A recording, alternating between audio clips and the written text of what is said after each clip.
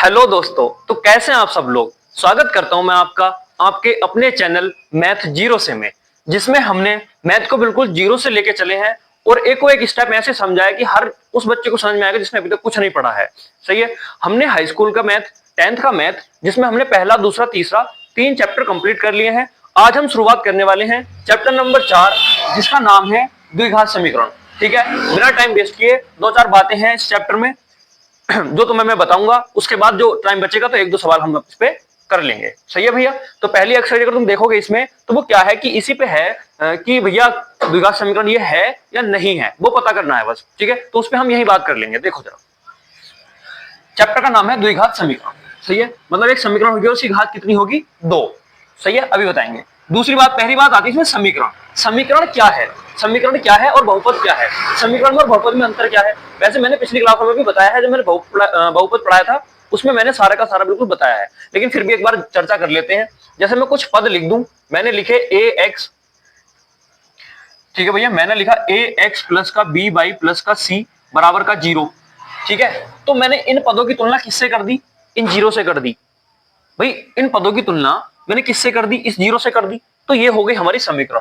अब मैं ये 0 अगर हटा दूं तो ये हमारा क्या है? बहुपद। बहुपद क्यों है? जिसमें एक से अधिक पद हो वो बहुपद होगा। इसमें कितने पद हैं?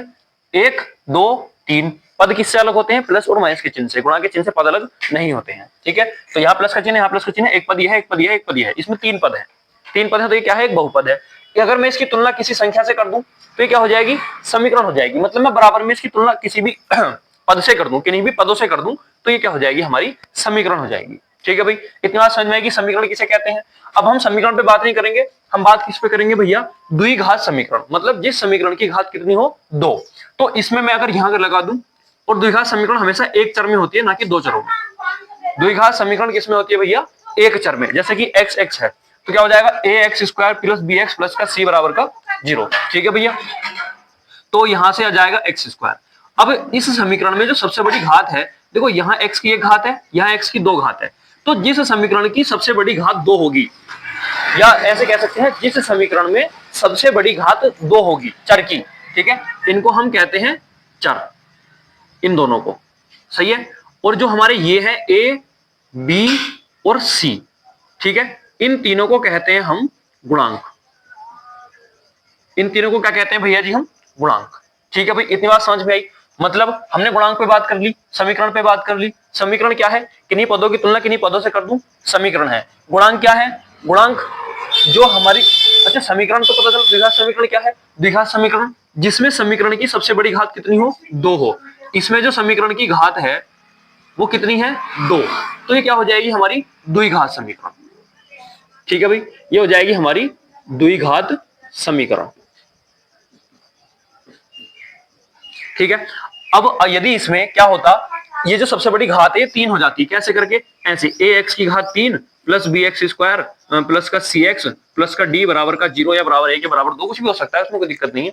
सही है, तो इसकी घात भैया 3 होगी। तो अब ये क्या हो जाएगी? त्रिघात समीकरण। इसको कहते हैं हम त्रिघात समीकरण।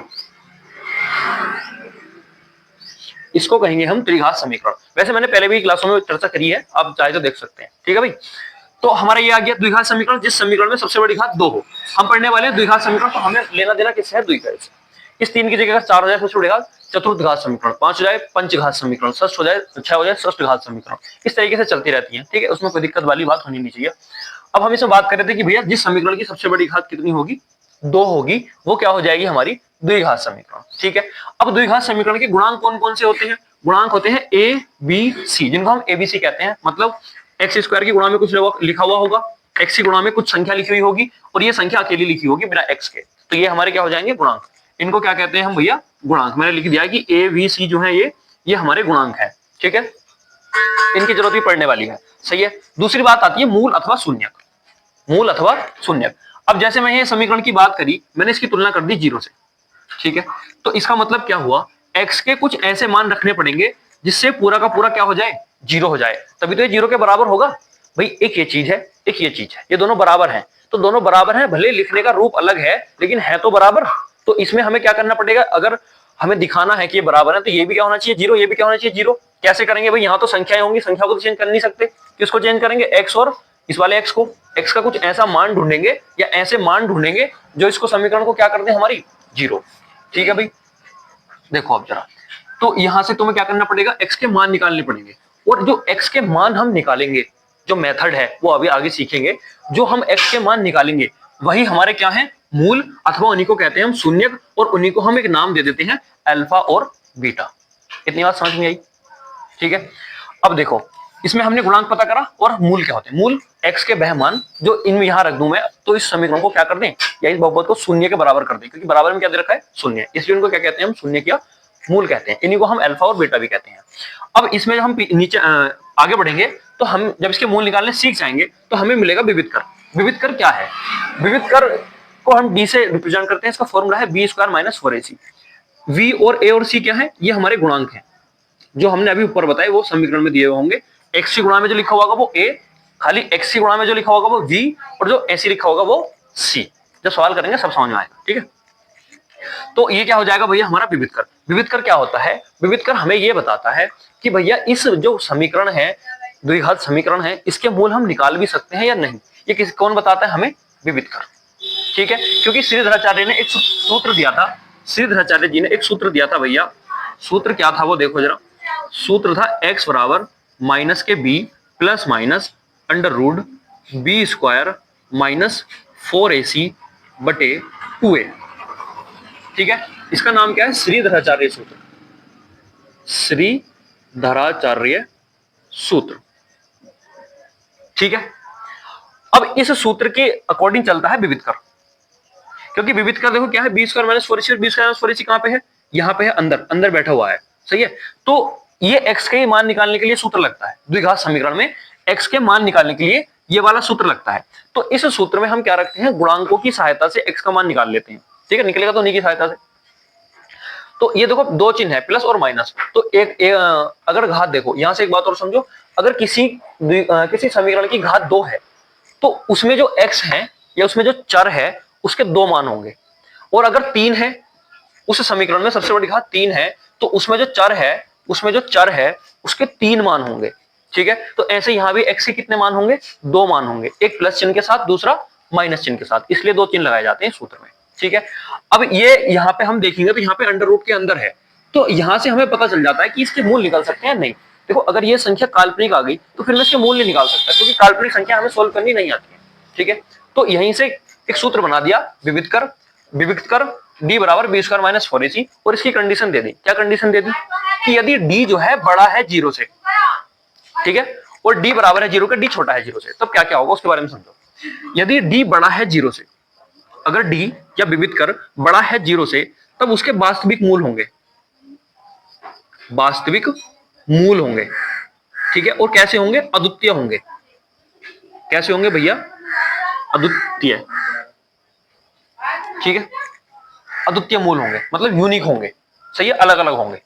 अगर यदि d बराबर है 0 के, मतलब विविध कर का मान 0 आ गया, देखो अगर विविध का मान मैंने यहाँ 0 रख दिया तो सूत्र क्या लगेगा, माइनस का b अपॉन 2a। तो x का एक ही मान आ रहा है, लेकिन द्विघात समीकरण में ऐसा नहीं हो सकता कि x का एक ही मान है, कितने मान होंगे, 2, तो वो दोनों मान उसके बराबर होंगे, दोनों बराबर, मूल बराबर। कहां होंगे, d बराबर 0 पर हमारे मूल हो जाएंगे बराबर, मूल बराबर। देखो इस कंडीशन से और इस कंडीशन से इतने सवाल आते हैं मूल बराबर से, बहुत ज्यादा, इससे भी आ जाते हैं। d बड़ा है 0 से, तो ऑप्शन दे देगा कि x का मान 4 से बड़ा, 3 से बड़ा। तो इनको समझो, है ना। अब तो तुमने बहुत कुछ पढ़ भी लिया होगा, थोड़ा सा अब भी पढ़ लो।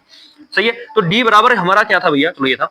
अब d अगर बड़ा है 0 से तो वास्तविक मूल होंगे, और कैसे होंगे, अद्वितीय होंगे, मतलब यूनिक होंगे। सही है, यदि d बराबर है 0 के तो मूल बराबर होंगे, दोनों मूल एक से ही होंगे। ठीक है, अगर एक 2 है तो दूसरा भी 2, एक 3 है तो दूसरा भी 3, एक अल्फा है तो दूसरा भी अल्फा, एक बीटा है तो दूसरा भी बीटा, एक एक्स है तो दूसरा भी एक्स। कहां होंगे भैया, मूल बराबर होंगे।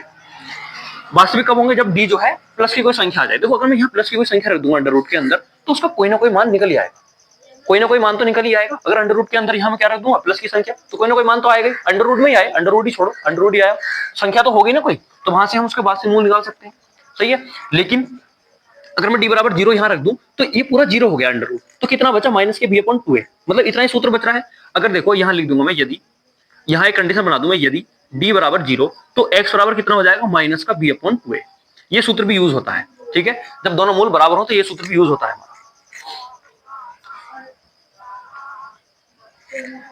ठीक है भाई। यदि अगर मैं इसे लिख दूं तो ये क्या हो जाएगा हमारा, अगर तुम इसको देखोगे सही से तो यहां से x बराबर कितना हो जाएगा हमारा माइनस का b/2a, इतना ही तो आ जाएगा। अब देखो x का मान कितना आ गया माइनस के b/2a, लेकिन ये तो एक ही मूल निकाल पा रहा है ना, दो चिन्ह भी नहीं है, एक ही मूल निकाल पा रहा है, तो दूसरा मूल क्या होगा भैया, दूसरा मूल भी माइनस के b/2a होगा। तो ये सूत्र जो है छोटा होकर भी लग जाता है जब हमारा विविध कर क्या हो, 0 के बराबर हो। ठीक है, तो हम ऐसे भी मूल निकाल सकते हैं इनके। अब तीसरी बात क्या है इसमें कि d जब छोटा है 0 से, जब d छोटा है 0 से तो कोई माइनस की संख्या आएगी, और माइनस की संख्या कहाँ जाएगी, अंडर रूट में। और मैंने जब पढ़ाना शुरू किया था, जब मैंने वास्तविक संख्याओं पे बात करी थी, मैंने तो वास्तविक संख्या काल्पनिक संख्या दोनों बताई थी, और कहा था कि भैया वास्तविक संख्या वह संख्या है जिसको तुम जानते हो, जितनी तुमने दुनिया में पॉइंट वाली, गुणा वाली, भाग वाली, बटे वाली, भिन्न, सब क्या है, वास्तविक है। किसको छोड़कर, जो अंडर रूट के अंदर, जो अंडर रूट के अंदर, सिर्फ और सिर्फ किसके अंदर भैया, अंडर रूट के अंदर माइनस किया जाए, अंडर रूट के अंदर माइनस किया जाए। अब ये d छोटा हो गया 0 से, तो माइनस की होगी तो काल्पनिक हो गई। काल्पनिक संख्या को हम सोल्व करना नहीं जानते, जब हम उनको सोल्व करना नहीं जानते तो उसका हम मूल भी नहीं निकाल सकते। तो जब भी हमारा d जो है छोटा आएगा 0 से, तब हम कह देंगे कि इस द्विघात समीकरण के मूल क्या है, काल्पनिक है। ठीक है भैया, तो यहां लिख देंगे हम मूल कैसे होंगे, काल्पनिक मूल होंगे। ठीक है भैया, यहाँ कैसे मूल होंगे भैया, काल्पनिक मूल होंगे। ठीक है, कैसे मूल होंगे, काल्पनिक मूल। ठीक है भाई, इतनी बात समझ में आई। तो ये हमने इस चैप्टर का मोटा मोटा समझ लिया कि हमें इसमें पढ़ना क्या है। सही है। अब तुम्हारी पहली जो एक्सरसाइज है उसमें क्या है कि उसमें सिर्फ ये बताना है कि ये जो बहुपद या समीकरण लिख के दिया, ये द्विघात समीकरण है या नहीं है। पहली एक्सरसाइज इसी पे कंप्लीट। दूसरी में क्या है, दूसरी में यह है कि एक्स के मान निकालने हैं, मतलब अल्फा और बीटा निकालने हैं। ठीक है, और शायद तीसरी एक्सरसाइज है नहीं है, वो देखना पड़ेगा ना। तो फिर उसमें डी का यूज भी है। डी का यूज किया जाएगा भैया, अगर ये छोटा है, अगर ये बड़ा है तो बाकी मूल निकल सकते हैं, डी अगर बराबर है तो मूल दोनों बराबर होंगे, और डी अगर छोटा है तो काल्पनिक मूल होंगे। ठीक है, तो अब हमने क्या क्या बता दिया। पहली बात हमने बताई कि समीकरण क्या है। अगर मैं किन्हीं पदों की तुलना किन्हीं अन्य पदों से कर दूं तो वो क्या हो जाएगी, समीकरण। तो बहुपद क्या है, जब मैं कुछ पद लिख दूं तो वो क्या है, हमारे बहुपद। दूसरी बात करी हमने द्विघात समीकरण क्या है, जिस समीकरण की सबसे बड़ी घात 2 होगी वो द्विघात समीकरण है, 3 होगी त्रिघात समीकरण सबसे बड़ी। ठीक है, जिस भी चर, उसमें जो चर है, चर मतलब जिसका मान परिवर्तित होता रहे, अचर मतलब हमारी गिनती, जिनका मान परिवर्तित नहीं हो। ठीक है, ये भी मैंने बताया है पिछली क्लास में, अगर तुम देखोगे तो तुम्हें मिल जाएगा। ठीक है भैया जी, अब क्या हमने फिर क्या पढ़ा, फिर हमने पढ़ा गुणांक। द्विघात समीकरण से मतलब है हम द्विघात समीकरण के गुणांक पढ़ेंगे। तो द्विघात समीकरण के गुणांक क्या होते हैं अभी, जो एक्स स्क्वायर की गुणा में लिखा हुआ है वो एक्स स्क्वायर का गुणांक है, जिसे हम ए मानते हैं। जो खाली एक्स की, मतलब जो चर है, वो मैंने एक्स लिया तो मैं एक्स का उदाहरण दे रहा हूं, तो एक्स जो है, तो उसको एक्स का जो गुणांक है, गुणा वाला अंक है चिन्ह के साथ, वो हमारा क्या हो जाएगा, बी, जिसको हम बी मानते हैं। एक हमें अंक मिलेगा बिल्कुल ऐसे ही लिखा हुआ जिसके साथ एक्स नहीं होगा, इसको हम नियतांक या नियत पद कहेंगे, और उसको हम सी मानते हैं। और गुणांकों को ही हम क्या कहते हैं भैया, हमारे जो गुणांक है वो क्या होते हैं, ए बी सी। ठीक है भैया, ये हमने दो चर वाले लिखित समीकरण युग में भी देखा है, a1 b1 c1 a2 b2 c2, उसमें x और y के गुणांक होते थे, इसमें x स्क्वायर x के गुणांक होंगे। ठीक है भाई, क्योंकि ये द्विघात समीकरण और एक ही चर में चलती है। इतनी बात समझ में आई।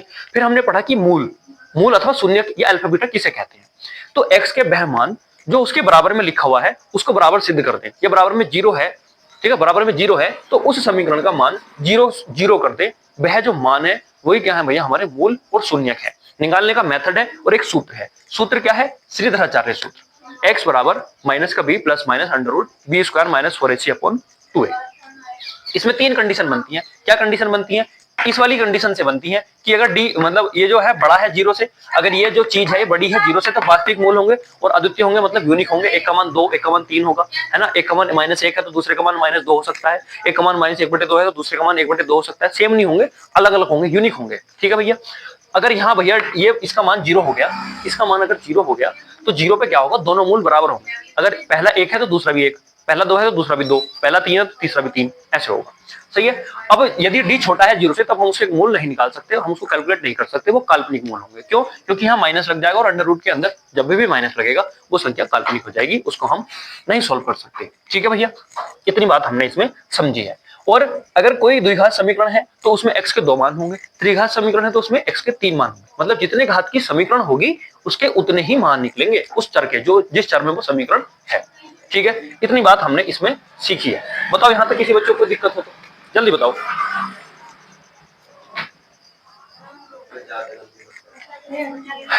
आशा करता हूं मैं यहां तक सबको बिल्कुल बढ़िया समझ में आया होगा। अगर मजा आया हो तो एक बार लाइक कर देंगे और भैया कमेंट में जरूर बताएंगे क्लास कैसी लगी। और इस पे हम जरा एक आध सवाल देख लेते हैं तुरंत। ठीक है, ठीक है भाई दोस्तों, यहाँ तक समझ में आया। अब इस पे सवाल देख लें। देखो एक्सरसाइज 4.1 अगर तुम देखोगे, एक्सरसाइज 4.1 अगर मैं इसका क्वेश्चन नंबर पहला ही देखूं, क्वेश्चन नंबर पहले का पहला हमसे क्या कह रहा है, जांच कीजिए कि निम्न द्विघात समीकरण है या नहीं है। तो इसका पहला सवाल अगर हम तुम देखोगे तो क्या लिखा हुआ है भैया, x+1 का होल स्क्वायर बराबर 2x-3। इतना ही तो लिखा हुआ है। इसमें बताने द्विघात समीकरण है या नहीं है। देखो ऐसे नहीं बता सकते, इसको थोड़ा सा सोल्व करो, अच्छी फॉर्म में लेके आओ, तब देखते हैं द्विघात समीकरण है या नहीं है। यहाँ क्या दे रखा है, होल स्क्वायर खोल दो जरा, x² + 1 + 2x। इधर दे रखा है, मैं 2 की गुणा कर दो, 2x - 3 दूनी 6। ठीक है, अब देखो इसमें सबसे बड़ी घात क्या दिख रही है तुम्हें, या ऐसे कर लो, इनको इधर ले आओ तो ये जाएगा x², ये 2x है, माइनस के इधर आएगा, कट जाएगा, ये 1 है इधर माइनस का आएगा तो प्लस हो जाएगा, तो ये हो जाएगा प्लस का 7 बराबर का 0। अब ये जो चर है इसमें सबसे बड़ी घात क्या है, 2, तो ये है। ठीक है, अतः ये द्विघात समीकरण है। ठीक है, अब देखो दूसरे में क्या दे रखा है, x² - 2x बराबर माइनस का, बराबर में दे रखा है माइनस का 2 और ब्रैकेट में लिखा हुआ है 3 - का x। ठीक है, अब देखो जरा इस उदाहरण को देखो, इसमें क्या करना है भैया, ये x² है, ये माइनस का 2x है, ये माइनस के 2 के अंदर गुणा करो तो कितना जाएगा, माइनस का 6 माइनस माइनस प्लस 2x। इनको इधर लेके आओ तो ये हो जाएगा हमारा x² - का 2x, ये हो जाएगा हमारा माइनस का 2x ले लो पहले, माइनस का 2x, और ये जाएगा हमारा प्लस का 6 बराबर का, दोनों को बराबर के इधर ले गए। ठीक है, अब हमने देखा इस समीकरण सबसे बड़ी घात क्या है, 2, तो ये द्विघात समीकरण है। इसमें क्या बात है ना, तो ये द्विघात समीकरण हमारी है। तो इसमें हम इसको थोड़ा सा सोल्व करके लिख सकते हैं ऐसे करके कि x², ये हो जाएगा हमारा माइनस का 4x, और ये जाएगा प्लस का 6 बराबर का 0, और लिख देंगे अतः ये द्विघात समीकरण है। ठीक है, पूरा लिखोगे ऐसे करके, अतः यह द्विघात समीकरण है। ठीक है भाई, इतनी बात समझ में आई। तो हमने जो सीखा उस पर हमने 1-2 उदाहरण कर लिए, बाकी तुम घर से ट्राई करो, नहीं हो तो कमेंट में बता देना। बाकी अगली वीडियो में हम इसका पूरा सॉल्यूशन लेके आएंगे। ठीक है भाई, चलते हैं, तब तक इंतजार करें अगली वीडियो का। एक बार कमेंट में जरूर बताएं क्लास कैसी लगी है। ठीक है भाई।